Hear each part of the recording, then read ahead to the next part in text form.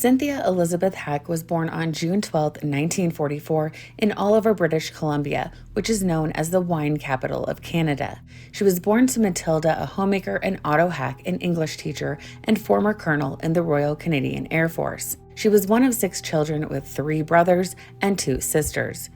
Cindy moved to Ottawa during high school due to her father's job. Cindy recalled that her father was an extremely strict disciplinarian, and Cindy worked very hard to win his praise and approval. Cindy's father did not believe that women should be educated and felt strongly that their place was in the home. However, Cindy was very persistent about wanting to further her studies, and he finally relented. After high school graduation, Cindy decided to become a nurse and moved to Vancouver. She started nursing school in 1962 and was thriving. During this period, her father had re-enlisted with the Air Force and her family had to relocate to France. She would try to visit them on the holidays. While Cindy was in nursing school and interning in a hospital, she started writing about a fellow intern that she had met in the letters to her family. She never mentioned his name, but at one point, to her family's surprise, she announced that they were engaged. This obviously came as a shock to her family since they had never even heard the most basic facts about him. They told Cindy that they wanted to meet him and requested that she bring him along on her next trip to France. As the holidays approached, Cindy informed her family that her fiancé had been diagnosed with an aggressive terminal cancer. Cindy said that he wanted to go on a pre-planned ski trip with her to try and enjoy his last days. Tragically, on that trip, she reported he had decided to end his life. Her family never heard anything else about him. Many people have tried to research the merits of this story, but without the most basic details, nothing can be found. Towards the end of nursing school, Cindy met a South African psychiatrist named Roy Makepeace. Roy was married at the time and 18 years her senior, which greatly concerned her family. However, Roy left his wife and 2 children to be with Cindy, and the two got married on December 9th, 1966. Cindy's father was particularly disturbed by the relationship and felt that Makepeace was manipulative and taking advantage of his daughter. However, the relationship was what Cindy wanted, and her family tried to accept it as best they could. Many people claim to have seen Cindy and Roy's marriage as happy. However, some of Cindy's friends and family noticed some troubles in their marriage, but never noticed anything particularly alarming. They would have periods of closeness and periods of emotional distance, like many relationships do. Roy failed the test to get his medical license in Canada twice and decided to take a job as an assistant professor at the University of British Columbia. Roy's passion was sailing, and he bought a sailboat that he named the Makepeace. Unfortunately, Cindy was terrified of the water and had a deep-seated fear of drowning. This reportedly caused a strain in their relationship, and Cindy told people that he would erupt in anger over her refusal to go sailing. Cindy's escape was a beautiful garden that she tended to on a daily basis. Cindy regularly journaled about the events in her life, and she wrote that during one of their nasty fights, Makepeace destroyed her beloved garden. Cindy worked as a pediatric nurse at Vancouver General Hospital from 1966 to 1975. Then, in April of 1975, Cindy started her dream job as a team coordinator at Vancouver's Blenheim House.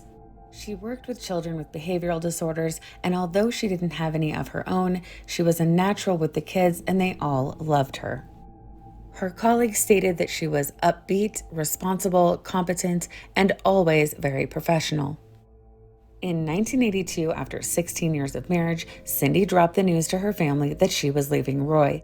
To their shock, she told them that he had been emotionally and sometimes physically abusive to her throughout the marriage. She alleged that if she didn't do everything that he wanted, he would stonewall her for days, and that she had covered up the bruises from his abuse with makeup.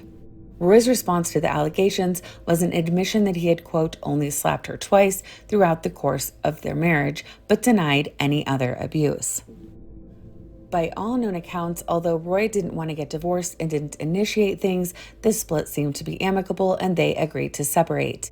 Roy and Cindy separated in July of 1982, and Cindy moved out and rented a house on the other side of town. She and Roy remained friendly and saw each other at least once a week. At 37 years old, this was the first time in her life that she had ever lived alone. Unbeknownst to Cindy, she would only have 4 months of peace before her life would take a very dark and terrifying turn. Cindy's nightmare began on October 7th, 1982. She had settled into her new home on a fairly busy block full of families. Cindy had again made a beautiful garden in the back of her home. However, Cindy was very quiet and mostly kept to herself. The leaves were changing, the temperatures dropping, and the night was falling earlier and earlier. That particular night, Cindy started receiving the first of many prank phone calls. This was, of course, during the days of one phone line, no caller ID, and pranks were fairly common. At first, it was just heavy breathing on the other end, but soon it changed to a male-sounding voice, leaving increasingly menacing messages. The calls started coming in every night, sometimes multiple times a night.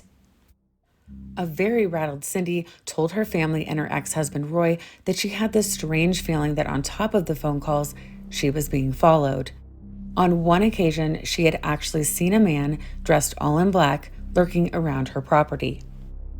The calls were still occurring daily, and they had become very graphic and sadistic in nature. She was hesitant to report them to the police in case it was just some kind of prank. Then, one night, she was looking outside and got a cold chill through her body and couldn't shake the feeling that someone was out in her yard staring at her. She quickly yanked the drapes closed and went to sit down on the couch. After a while, her phone rang, and when she answered it, the caller stated, "Don't think that pulling the drapes means I don't think you're in there." Cindy called her ex-husband Roy and told him what was happening to her. She decided that it was time to go to the police. The next day, she went to see the RCMP. As she recounted the frightening calls and the dark figure in her yard, the officers politely listened to her and told her to document anything else that occurred and that there wasn't much else they could do at that time. Frustrated by the lack of urgency by the police, Cindy left the station and went home. As if on cue, her phone immediately began to ring. Cindy's heart began racing as she wondered if her stalker knew that she had just gone to the police. Sure enough, she picked up the phone to hear a male voice start screaming obscenities at her and ended the call by telling her that he would get to her. The next day, the man called again and taunted her about thinking the police could keep her safe. He then released a tirade of graphic sexual threats. Her hands shaking, Cindy pulled out her new notebook and started documenting everything that had happened over the past several days. A week later, Cindy went out to run an errand, and when she returned to her house, something didn't seem right. Her porch light had been smashed out with a rock, her front door was unlocked and slightly pushed open. She searched through her home, but nothing seemed to be missing. Later that week, exhausted from a long week of work and the traumatizing events that were occurring almost daily, Cindy was looking forward to falling into her bed for a good night's sleep. As she pulled back her covers, she gasped in horror as she saw that her pillows had been slashed with a knife. She began to get a sick pit in her stomach as she realized that her stalker could still be in her home.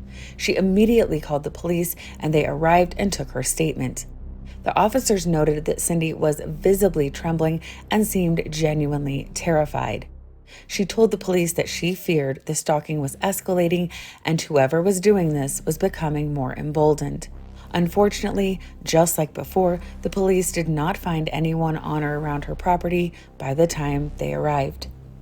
At this point, the case was referred to Constable Patrick McBride, who was assigned to dig deeper into what was going on. He was determined to find out who was stalking Cindy. From the very beginning, the other officers noticed that he was immediately sucked into the case and seemed to enjoy talking to Cindy. McBride became completely obsessed with Cindy's stalking case and started to patrol her home every day. Constable McBride looked through her file and immediately questioned her about her ex-husband, Roy Makepeace. Cindy told the police that she didn't think Roy was capable of doing that to her, which many felt contradicted her earlier reports of abuse. She also stated that Roy had encouraged her to get the police involved. McBride began interviewing Cindy's neighbors to see if they had witnessed anything suspicious. They reported that they had. Cindy's next-door neighbor recalled seeing a man lurking around her property multiple times. She had even seen him entering her home at one point. At the time, she didn't think much about it because she knew that Cindy was single and figured that it was a man she was dating. They then showed a photo of Roy Makepeace to her neighbor, and she said she was 100% confident that he was not the same man. What was even more disturbing was that Cindy had been renting her basement to two different tenants at that time. When questioned by the police, the tenants recalled that they had heard strange noises on the main floor while Cindy was supposed to be at work. They figured that Cindy must have left work early and assumed that it was her. However, now with all the events that had taken place, they believed that what they heard was Cindy's stalker creeping around inside her home. Constable McBride had become somewhat of a permanent fixture at Cindy's home. He even came and installed new locks on all of her doors and had her change her phone number to an unlisted one. It was clear to his fellow officers that he was completely consumed with Cindy's case and with Cindy herself.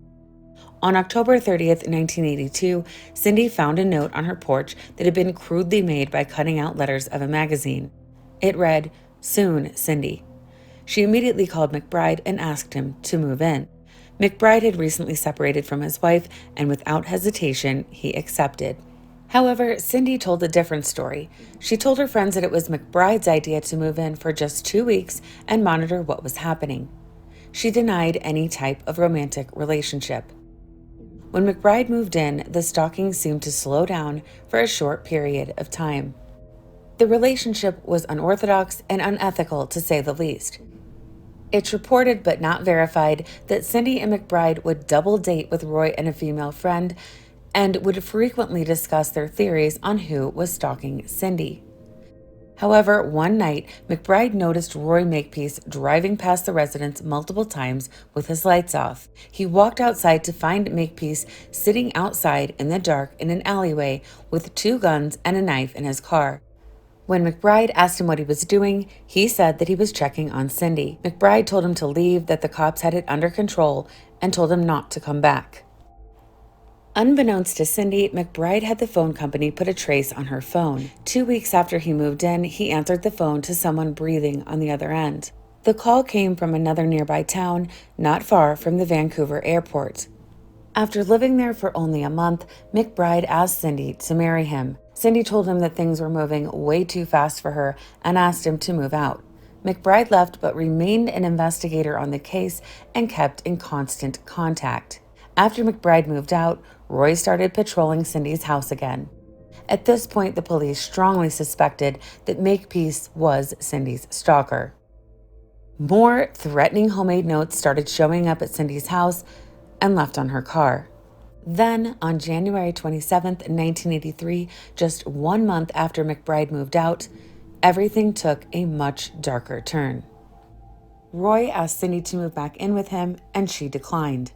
When she turned down his offer, friends recalled that he wasn't just disappointed, he was angry. He had just told some mutual friends that he changed his mind and he wanted Cindy back. Cindy wasn't interested. On January 27, 1983, Cindy had felt herself becoming inexplicably anxious as the evening approached.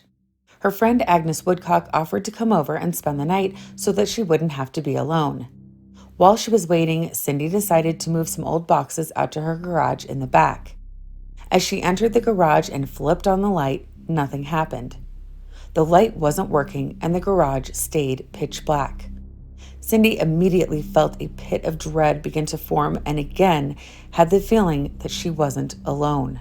She froze in fear, hoping that her mind was just playing tricks on her.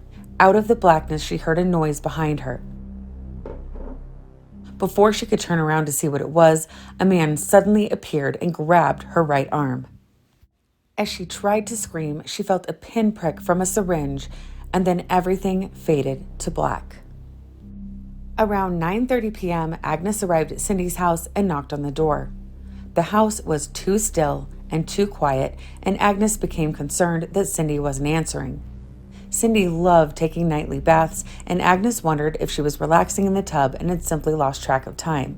As she walked around the side of the house, she heard a moaning noise and walked over to the garage. Cindy was crouched down next to her car with a dazed and terrified look on her face. She had a nylon stocking tied tightly around her neck and cuts all over her body. She said that she had gone out to the garage and someone had grabbed her from behind. All she saw were the assailant's black gloves and white sneakers. The rest of his features were obscured by the darkness of the garage. As she left, she vaguely remembered him saying to her, "It will take a long time to die." Police arrived and she was taken to Vancouver Hospital. Doctors discovered a needle mark in her arm and 14 cuts to her back, shoulders, and legs. Doctors felt that the cuts were likely made by a scalpel. She also had bruises to her neck and face. She tried to recall any detail that she could remember for the police, but she didn't really have enough for them to come up with a suspect. They asked Roy about his whereabouts and he gave them an alibi, saying he was out at a restaurant until 10:30 p.m. They asked him to take a polygraph and he originally agreed, but ultimately changed his mind and explained that his heart medication might skew the results, or just the mere stress of the test itself might cause a cardiac episode. Cindy relocated from her residence to a house in West Vancouver on February 1st, 1983. To ensure that her stalker wouldn't find her, she took the extra steps of painting her car a different color and changing her last name to James. Cindy would get a slight reprieve occasionally when her stalker would go silent for months at a time. She relished those quiet periods of peace, but in the back of her mind, she knew it would all start again at any moment. Before too long, Cindy started receiving letters at work. They were made with the same crudely cut letters from magazines, glued to paper, and contained very threatening messages. She had never received any threats at work before. Her stalker had crossed yet another boundary. In addition to that, someone had cut her phone lines. On October 15th, Cindy heard her dog Heidi barking outside. When she went to see what she was barking at, she found a dead cat in her yard with a note that read, "You're next." The police collected the note, but there were no fingerprints. Investigator McBride suggested that she hire private investigator Ozzy Caban. Ozzy provided Cindy with a two-way radio so that he could hear what was going on for himself and so she could contact him immediately if anything happened. He told her from the start that he promised he would figure out what was happening to her, but that she better never lie to him. Cindy began getting hang-ups at work, and coworkers noticed that the stalking was starting to take its toll on Cindy. Her normal, bright, outgoing personality was dimmer, and she had become more and more withdrawn. They would discuss the stalking when Cindy wasn't around and started wondering if it was connected to incidents that they had noticed when Cindy and Roy were married. There were several occasions when she had come into work with bruises on her face that she had tried to cover up with makeup. They recalled one time when Cindy came in with a leg injury and initially told them it was from playing racquetball, but later revealed that Roy had pushed her down a flight of stairs during an argument. Another employee walked into Cindy's office one day and witnessed Roy hugging Cindy and apologizing for giving her a black eye. One morning, Cindy came outside to go to work and noticed that her cherished garden had been torn up and thrown about. It reminded her of the time that Roy had destroyed her garden when they were in a heated argument during their marriage. On the night of January 30th, Ozzy heard a strange noise coming from the two-way radio that he had with Cindy. He jumped in his car and sped to her house. He knocked on the door, but she didn't answer. Ozzy began looking through her windows and saw Cindy lying on her back on the kitchen floor with her blonde hair splayed across her face.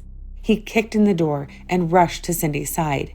She was bleeding, unconscious, and when he reached over and touched her, her skin was pale and clammy. There was a note that had been pinned to her hand with a paring knife. The knife went all of the way through her hand and into the floor. It looked like all of the other notes and read, "Now you must die." When police arrived and Cindy was taken to the hospital, doctors were surprised to find that a nylon stocking was still tied tightly around her neck. This time it had been tied so tightly and gone into the folds of her flesh that it wasn't even visible to Ozzy or the police when they had checked her at the scene. Cindy told Ozzy and the police that she had gotten home from work and that as she was letting her dog inside, she saw a man enter her side gate and walk across her yard. Cindy had called out to him thinking he possibly was a neighbor, but he ignored her. He quickly walked up her stairs and then struck her over the head. Police again interviewed Roy Makepeace about the newest attack on Cindy.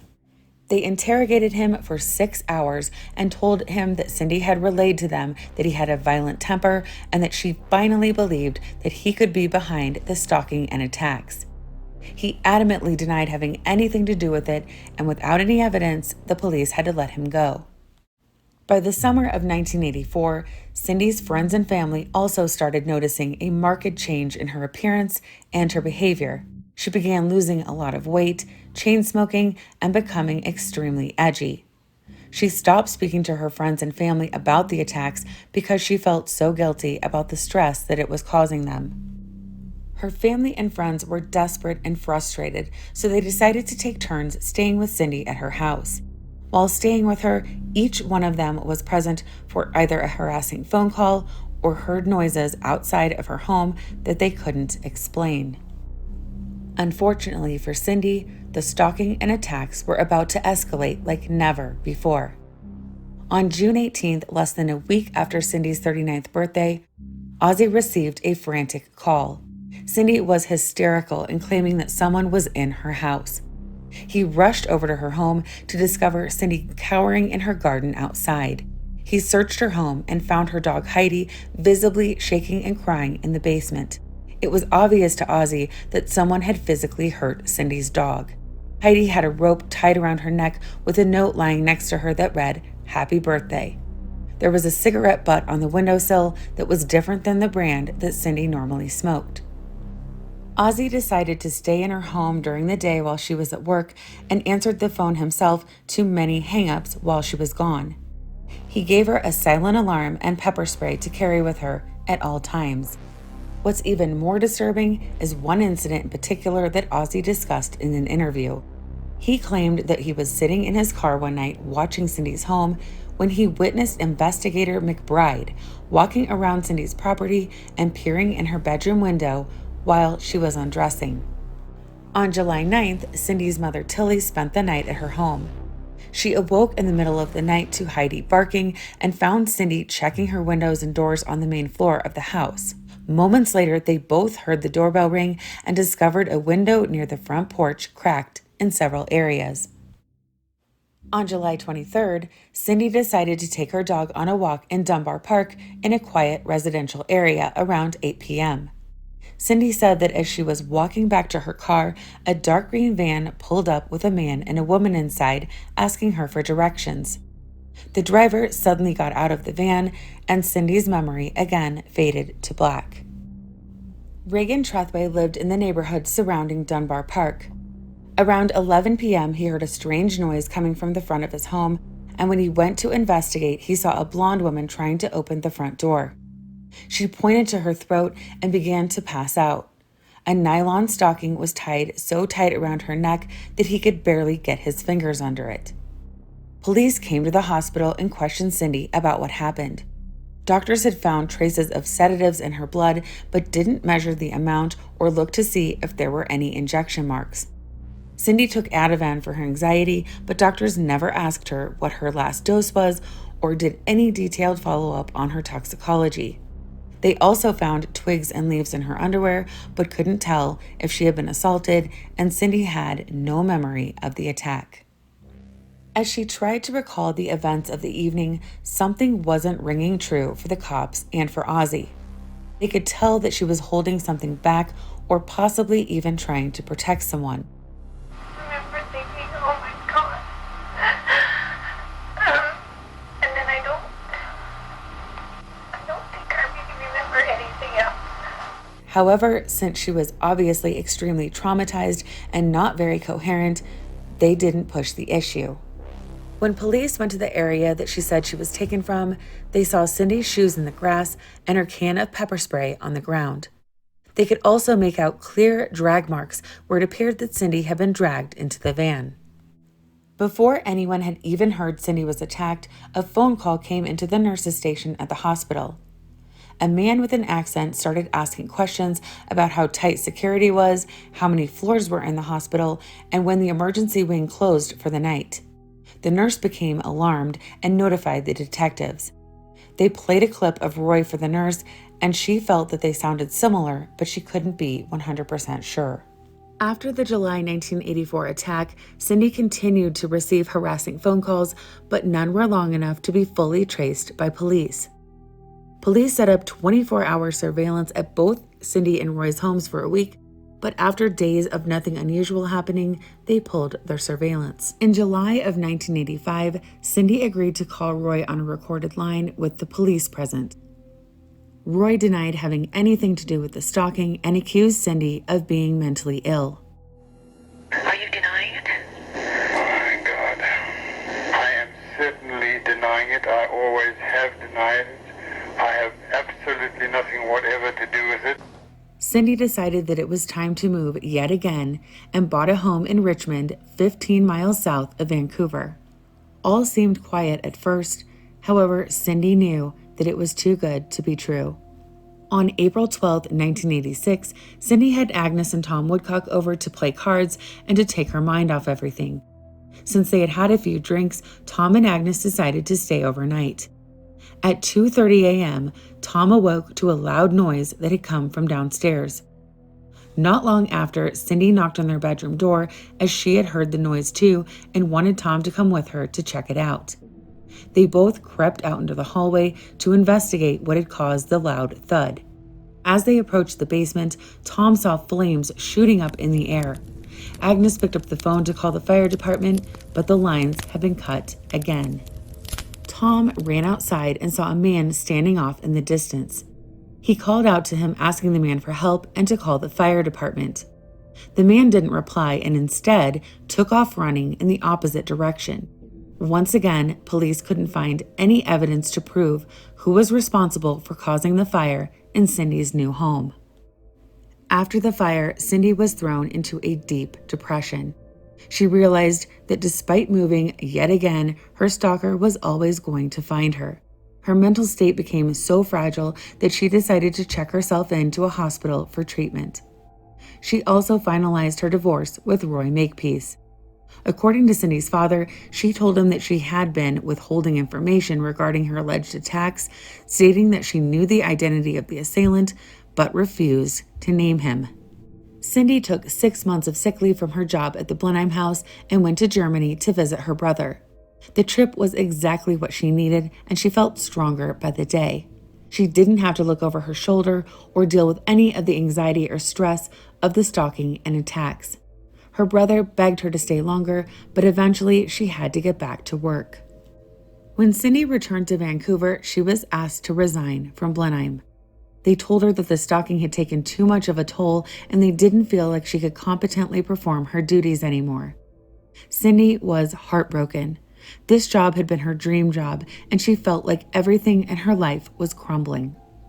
Cindy was able to get a job as a nurse at Richmond Hospital, but her health was rapidly declining. Her weight dropped dangerously low, and she stopped sleeping. She was becoming more and more reliant on pills. She began journaling any incidents that occurred, and she no longer spoke to people about what was going on. Cindy noticed that the stalking had a pattern. First came the hang-ups and then the threats and notes. Those occurrences were usually followed by a break-in or an attack. Then everything would go quiet. On October 9th, 1988, Roy was at his apartment in Vancouver, about 15 miles away from Cindy. He noticed 2 men walk to the front of his building and knock, but he didn't recognize them, so he went back to what he was doing. A few moments later, he heard the men right outside his door and realized that someone must have buzzed them in. He heard one of them say, "You go up and I'll wait here." The next day, Roy claimed that he came home from work to a message on his answering machine that chilled him.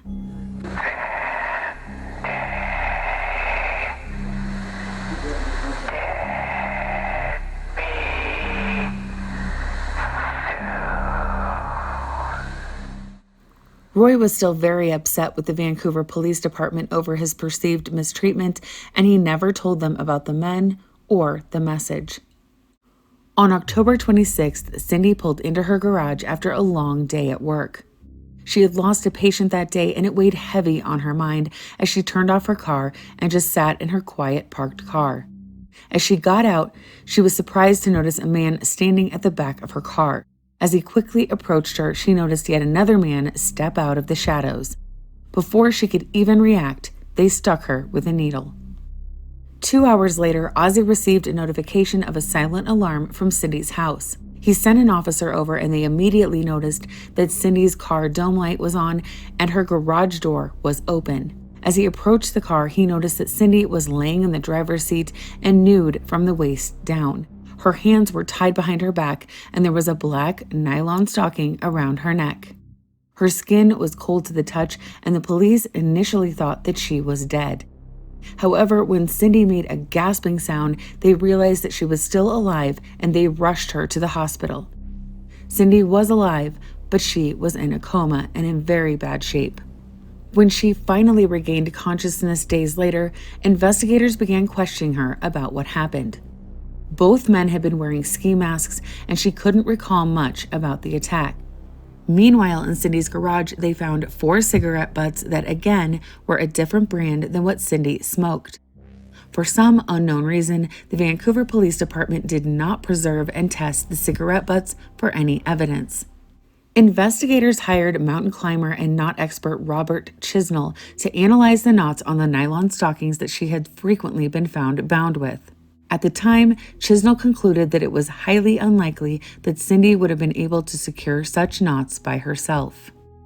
Cindy slowly recovered and the police again set up 24/7 surveillance at her home. However, the costs were too much and there were multiple issues interfering with the constant surveillance. Somewhere, Cindy's stalker was watching and saw that her home was now almost constantly monitored by the police. On May 25, 1989, Cindy went out to lunch with a friend and confided in her that she was relieved that the attacks had died down and that she had had some much-needed peace. She had taken the entire week off of work and she was excitedly telling her friends about all the plans that she had made. She had gotten herself a makeover, was going to pick up her paycheck, had friends coming over that night, and also had a birthday party to attend. That night, Tom and Agnes Woodcock showed up at Cindy's house as planned to hang out and play cards. However, they were surprised to find that Cindy wasn't there. They decided to drive around and look for her. As they passed a nearby shopping plaza, they spotted Cindy's blue car in the parking lot.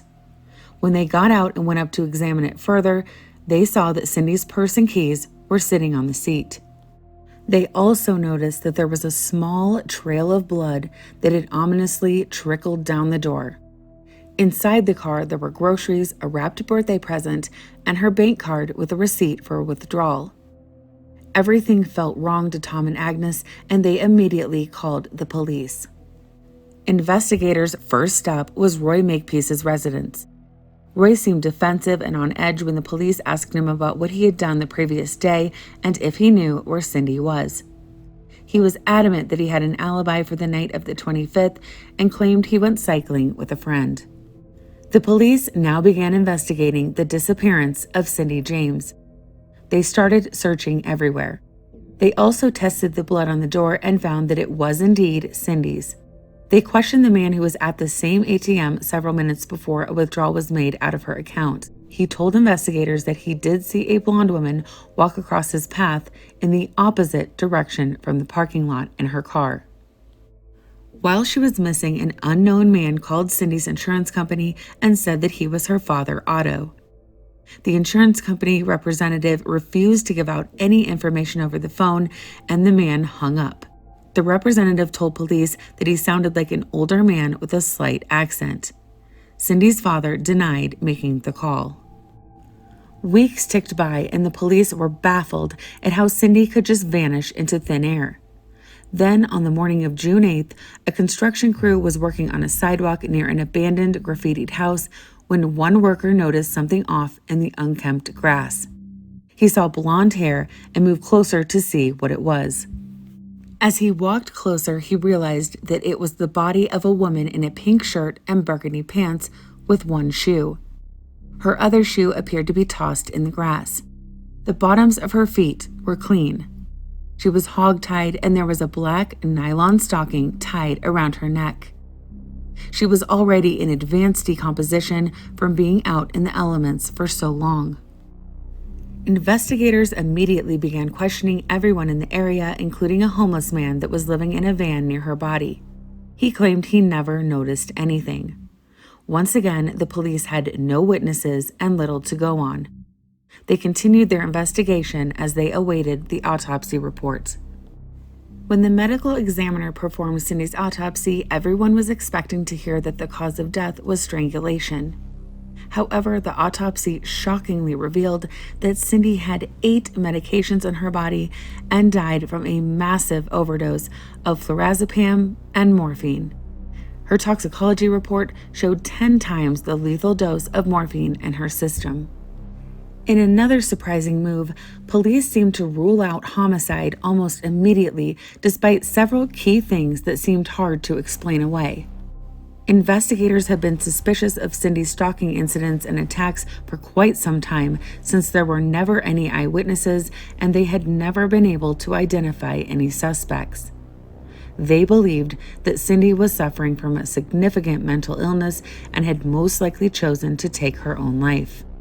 In fact, Cindy had told several friends and one doctor that she had contemplated ending it all.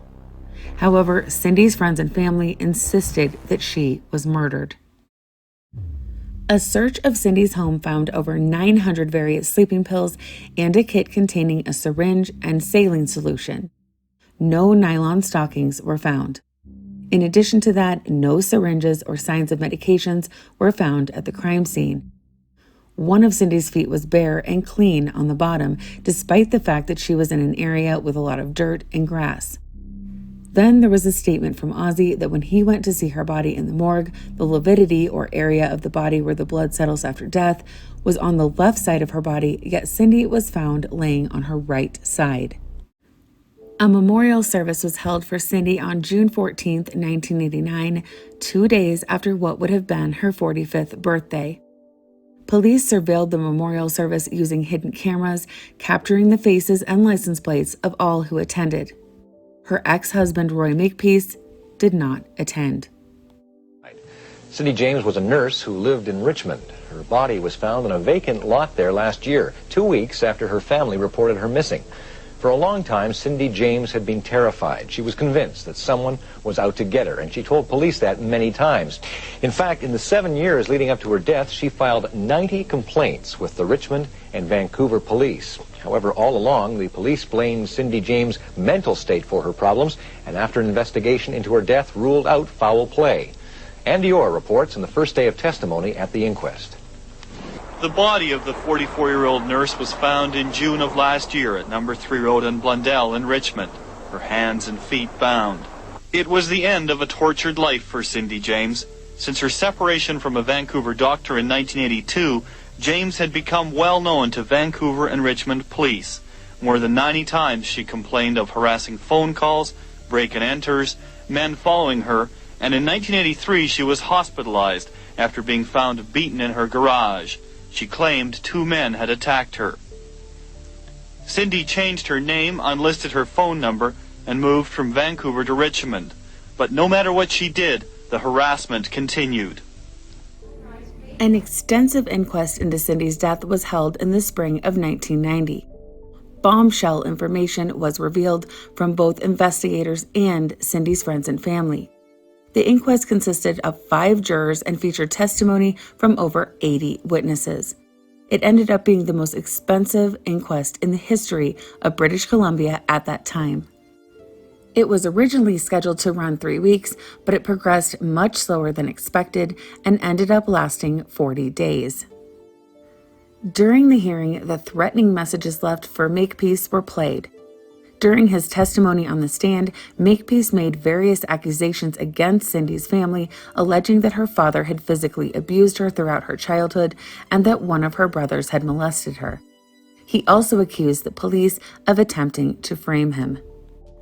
Jurors were presented with graphic footage of Cindy's decomposing corpse as it was discovered at the scene, as well as numerous accounts detailing her mental state leading up to her death. Testimony was provided from several psychiatrists and psychologists, including those who had personally treated Cindy over the years. Dr. Paul Termanson testified that he believed she suffered from hysterical personality disorder, while Dr. Wesley Friesen, a longtime psychiatrist of Cindy's, stated that he suspected she had borderline personality disorder with elements of PTSD. There was even speculation that Cindy could have had multiple personality disorder and that one of her alternate personalities had been behind the years of torment. Attempts to figure out whether or not Cindy could have bound herself in the state she was discovered in were also focused on during the inquest, using the exact same length of rope found binding her body. Interestingly, the same knot expert from before, Robert Chisnell, was called to testify, and this time he claimed that Cindy could have bound herself within a 3-minute time frame before the effects of the narcotics in her system would have taken effect. However, private investigator Ozzie Caban, along with other investigators and lawyers, were adamant that Cindy could not have done this to herself. Police had initially mistaken the blue jacket under Cindy's body as being her own, but her blue jacket was found in her closet.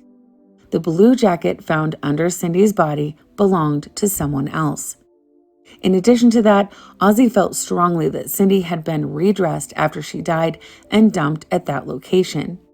He testified that after death, the body secretes fluids, and those fluids were all over her underwear and pantyhose, but her pants were completely clean.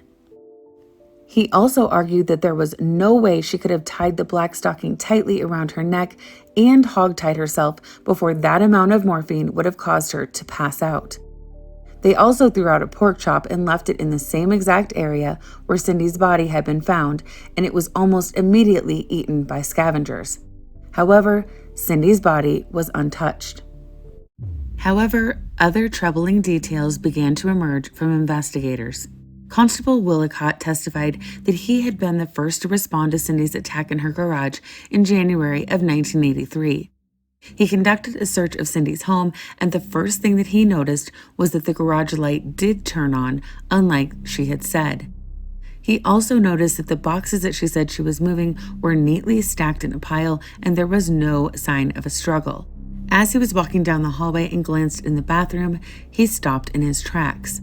He could see fresh blood sprayed across the mirror. However, Cindy never mentioned being in the bathroom for any part of the attack.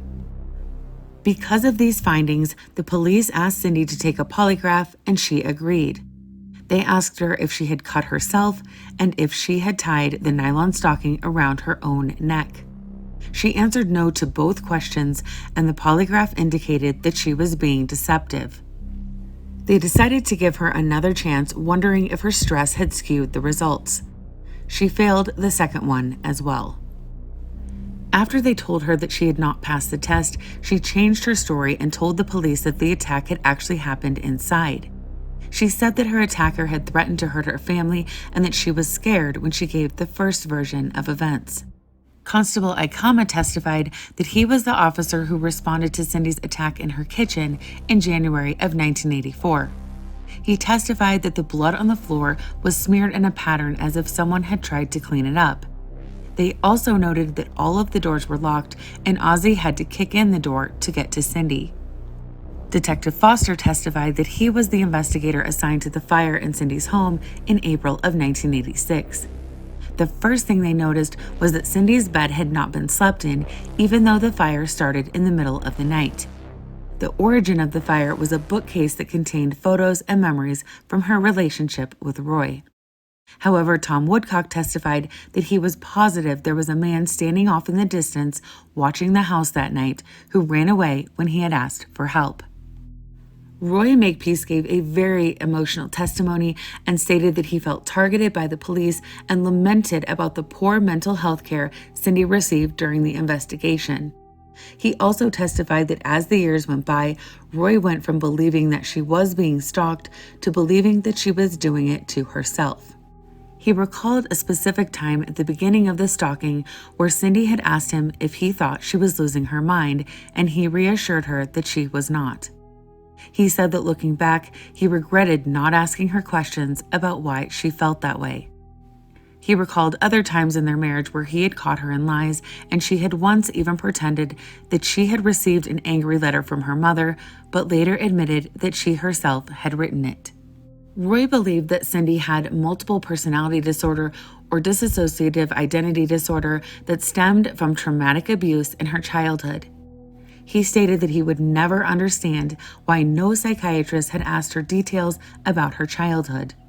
Her family denied that any abuse had occurred. Then there was the matter of the threatening voice messages. Cindy's friends and family, including Roy, believed that it was a man. However, the police believed that the voice belonged to Cindy. They then discussed the day that Cindy went missing. The police believed that it was Cindy who purchased the nylon stockings because the items from the grocery store found in her car did not equal the amount of money that she had spent. They believed there were missing items that she took with her. They also believed that she swallowed all of the drugs and had about 20 minutes to walk the 1.5 miles to the spot where she was found before they kicked in and she lost consciousness. However, they could not explain how Cindy would obtain those drugs as she had no prescription for them, they weren't found in her home, and none were missing from the hospital where she worked. There was an injection mark in her right elbow, but police had an explanation for that too. They believed she injected herself with a syringe to extract her blood and drip it down her car door. However, Cindy was right-handed, so many wondered why she would not use her right hand to extract the blood from her left arm.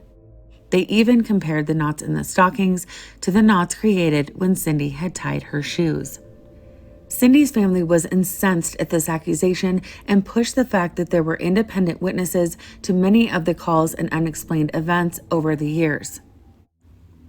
The inquest concluded on May 25, 1990, exactly 1 year after Cindy had disappeared. After deliberations, the jury was unable to determine whether her cause of death was self-induced, a homicide, or accidental.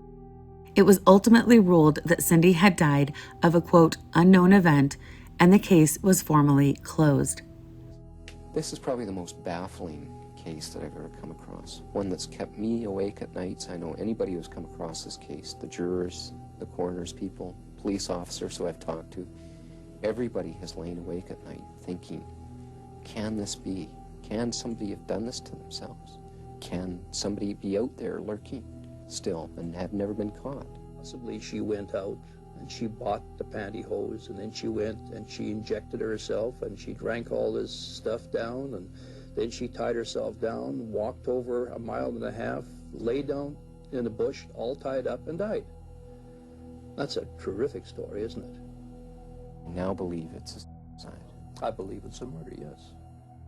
To this day, there is still a lot of discussion about this case, but no one knows the answers to who was responsible, and as more time goes by and more witnesses pass away, it becomes more and more likely that we never will. However, one thing that most people can agree on is that Cindy was tormented for so long that her spirit died long before she physically passed away. So what do you think after listening to this video? Do you think Cindy James was mentally unstable and doing all this to herself? Or do you think she was legitimately being terrorized for 7 years by a vengeful stalker? Please let me know down in the comments. Thank you so much for watching, and see you next video. If you liked this video, please subscribe and hit the bell for notifications so you'll be notified of our upcoming documentaries. Join our Patreon for True Crime and Wine Wednesdays, exclusive content, and interviews. The link is in the description below.